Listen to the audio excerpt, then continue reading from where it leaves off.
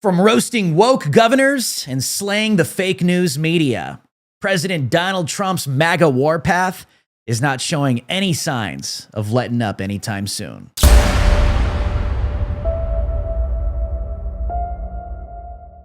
DOE launches investigation into Maine just hours after governor sparred with Trump at White House over men and women's sports. The Department of Education launched an investigation into Maine's compliance with Title IX laws just hours after the governor sparred with President Donald Trump over men playing in women's sports. Democrat Maine Governor Janet Mills clashed with President Trump at a meeting of the National Governors Association on Friday. The fight was over Trump's landmark executive order signed on February 5th, which ensured that biological men could not compete in women's sports. States that allow it will be subject to losing federal funding from the Department of Education. The NCAA has complied immediately, by the way. That's good. But I understand Maine.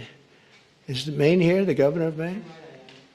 Well, yeah, I'm here. Are you not going to comply with it? I'm complying with state and federal laws. We are the federal law. Well, you better do it. You better do it because you're not going to get any federal funding at all if you don't. And by the way, your population, even though it's somewhat liberal, although I did very well there, your population doesn't want men playing in women's sports. So you better comply because otherwise you're not getting any federal funding. See you in court. Every state, good. I'll see you in court. I look forward to that. That should be a real easy one. And enjoy your life after governor because I don't think you'll be in elected politics. That right there is exactly what we voted for. Somebody to go to bat for the American people. Somebody to push back for the American people. Mills released a statement on Friday vowing not to follow the order and asserting the state of Maine will not be intimidated by the president's threats. If the president attempts to unilaterally deprive Maine school children of the benefit of federal funding, my administration and the Attorney General will take all appropriate and necessary legal action to restore that funding and the academic opportunity it provides. Hours after the exchange, the DOE announced its investigation. Today, the United States Department of Education's Office for Civil Rights sent a letter to the Maine Department of Education Commissioner, Pender Mackin, announcing that OCR is initiating a directed investigation of the Maine Department of Education amid allegations that it continues to allow male athletes to compete in girls' interscholastic athletics and that it has denied female athletes female-only intimate facilities,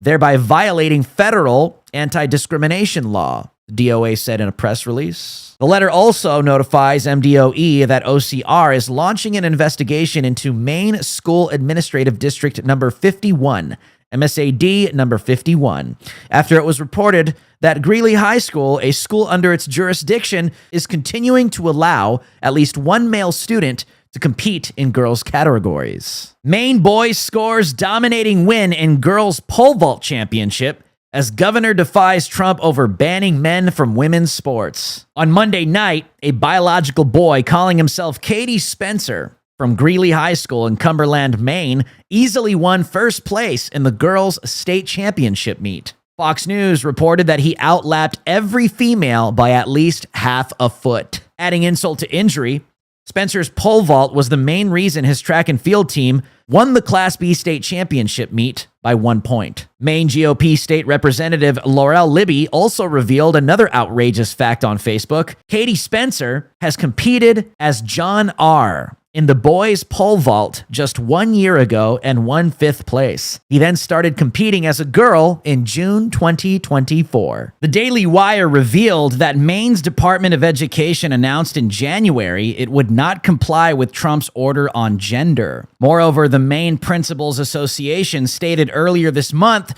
that the Pine Tree State would continue to allow males to compete in girls' and women's sports. It's been amazing to see the DOE now announce investigations into schools that have said publicly they're not going to comply. Even schools like San Jose State University, which, if you can remember, Carly, this is the university that allowed a male to take a women's scholarship playing volleyball there. So we'll see. I'm very hopeful that now we have the resources to push back, which, of course, we did not have the past 4 years. Well, number one, Anybody that wants to break federal law needs to be dealt with legally and lawfully on that level. Number 2, this proves that these Democrats, these woke losers and perverts, have learned absolutely nothing since last November. Part of what the American people voted for Donald J. Trump, was to put an end to the war on women. President Trump goes off on MSNBC, uses their own terminology and trolls the network by calling them a threat to democracy. President Donald Trump declared that MSNBC is a threat to our democracy in an all-caps morning post on Truth Social. The post referred to MSNBC as MSDNC, his longtime nickname for the liberal network. President Trump said, MSNBC, commonly known as MSDNC, is a threat to our democracy.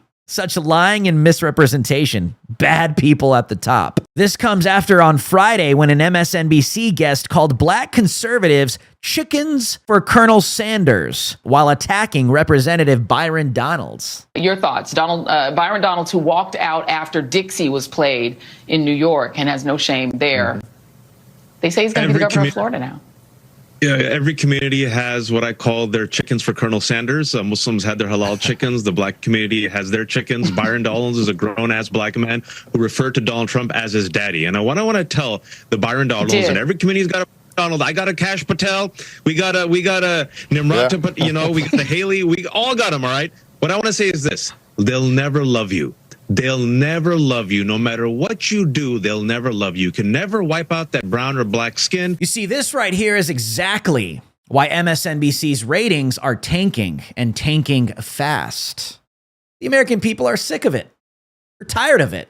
Always being lectured to that they're racist, they're white supremacist. You don't even have to be white to be a white supremacist these days, according to people that are hosting on MSNBC.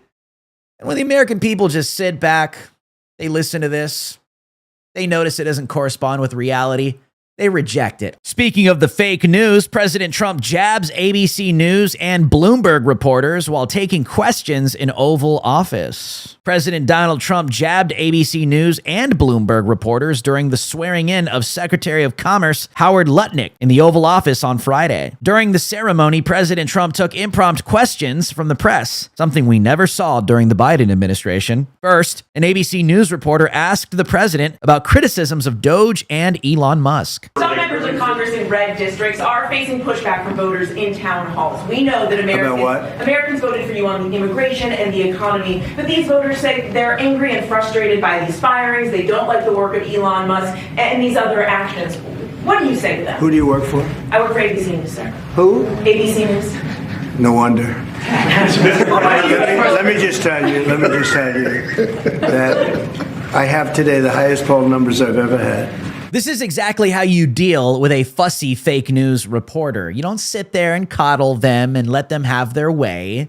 You got to push back. You got to publicly humiliate them. Did you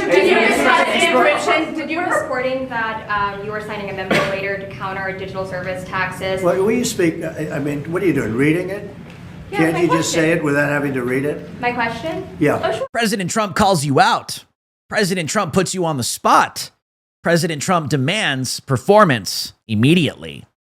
That's exactly where America should be, not accepting DEI hires. What did you do last week?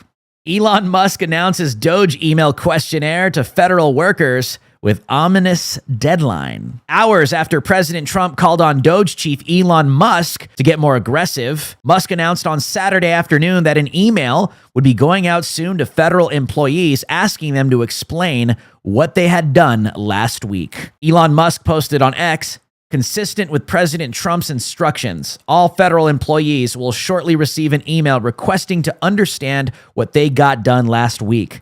Failure to respond will be taken as a resignation. This comes after early Saturday morning around 8 a.m. Eastern. President Trump posted in all caps to Truth Social. Elon is doing a great job, but I would like to see him get more aggressive. Remember, we have a country to save, but ultimately to make it greater than ever before. MAGA. Immediately after the charge on Truth Social Saturday afternoon, copies of the email sent from the Office of Personal Management started being posted online by reporters. The emails do not include the resignation threat mentioned earlier by Musk. Subject: What did you do last week? Please reply to this email with approximately 5 bullet points of what you accomplished last week and CC your manager.